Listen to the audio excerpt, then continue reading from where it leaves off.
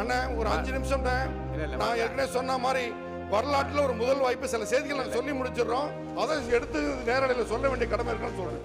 அதை நம்ம சொல்லணும்ல, அதை சொல்லணும்ல.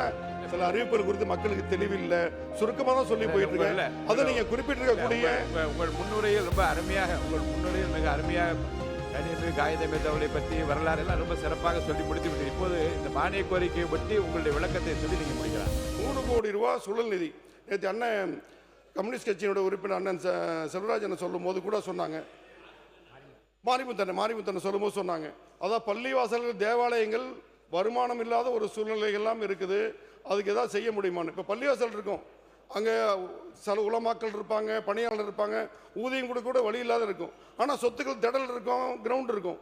ஆனால் அதே போல் இடத்துல ஒரு கமர்ஷியலாக 2 கடை விட்டோ மண்டபம் கட்டியோ வாடகைக்கு விட்டாங்கன்னா அவங்களுக்கு வருமானம் கிடைக்கும். அது நிறுவனங்களை செய்ய முடியும். அடிப்படையில் 100 கோடி ரூபாய் சுழல் நிதி வட்டி இல்லா கடனாக ஒரு அறிவிப்பு, மிக முக்கியமான அறிவிப்பு விடப்பட்டிருக்குது. அதே போல் தமிழ்நாடு வக்ஃப் வாரியம் கட்ட 40 கோடி, புதிய அலுவலகம் கட்ட 40 கோடி ரூபாய், சிறுபான்மை மகளிர் கல்லூரி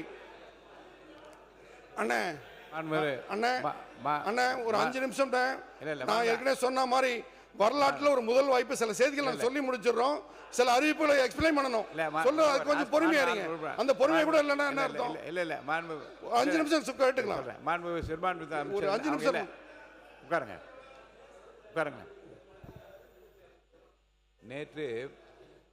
நேற்று மாலை தீர்மானம் நிறைவேற்றப்பட்டு வினாக்கள் விடைகள் நேரம் இல்லை என்று எடுத்துக்கொண்டதும், அதிகமான பதிவுகள் செய்யாமல் 1-2 பிரச்சனைகளை பற்றி மட்டும் இங்கே சிறப்பு கவன ஈர்ப்பு தீர்மானமாக எடுத்துக்கொண்ட நோக்கமும், விரைவில் இன்று இந்த அவையை ஒரு 1:30 மணிக்கெல்லாம் முடிக்க வேண்டும் என்ற நோக்கத்தின் அடிப்படையில் தான் செய்திருக்கிறோம். அதே போன்று பேச வருகின்ற மாண்பு அமைச்சர் பெருமக்கள் இந்த மானிய கோரிக்கையை ஒட்டி ஏற்கனவே புதிய அறிவிப்புகளெல்லாம் புத்தகமாக அச்சிட்டு நேற்றே முத்தாய் போய்க்கின்ற திட்டங்கள் எல்லாம் கரங்களில் கொடுக்கப்பட்டு விட்டது. எனவே பேச இருக்கின்ற மாண்பு அமைச்சர் பெருமக்கள் சுருக்கமாக உங்கள் விளக்க உரையை மட்டும் நான் அளிக்கும்படி, நான் காலம் கருதி அளிக்கும்படி நான் கேட்டுக்கொள்கிறேன். அறிவிப்புகள் ஏற்கனவே கையில் கொடுத்தாச்சு. அதை பற்றி நேற்று உள்ளது அறிவிப்பு இல்லாமல் இது என்னென்ன சமுதாயம் நிறைய உறுப்பினர்கள் பார்த்துக்கிட்டு இருக்காங்க, நேரலையில் போயிட்டு இருக்கு.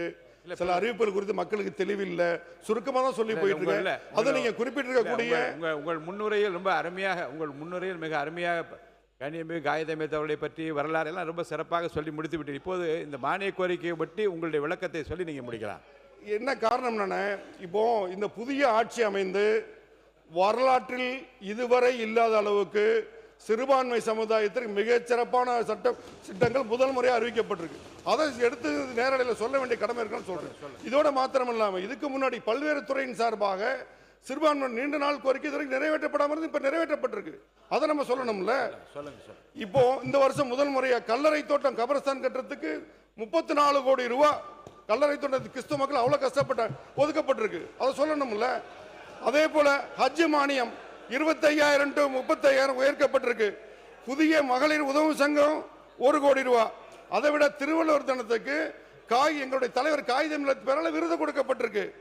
அதே போல இந்த தமிழர்கள் 5 பேர் புக்கை தமிழ் துறை சார்பாக கொடுத்துருக்கோம். 5 பேர், அதுல 2 இஸ்லாமிய அறிஞர்கள். எத்தனை வருஷம் நடையா நடந்தது கிடைக்கப்படல.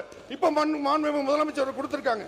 குறிப்பா சாரணபாஸ்கரன் என்ற அகமது, கல்லிடைக்குறிச்சி பீர் முகமதுடைய நூல்கள் அரசுடைமையாக்கப்பட்டிருக்கு. வேளாங்கண்ணி நாகூர்ல திருக்கடையில் தலா 20 கோடியில தங்குமிடங்கள்.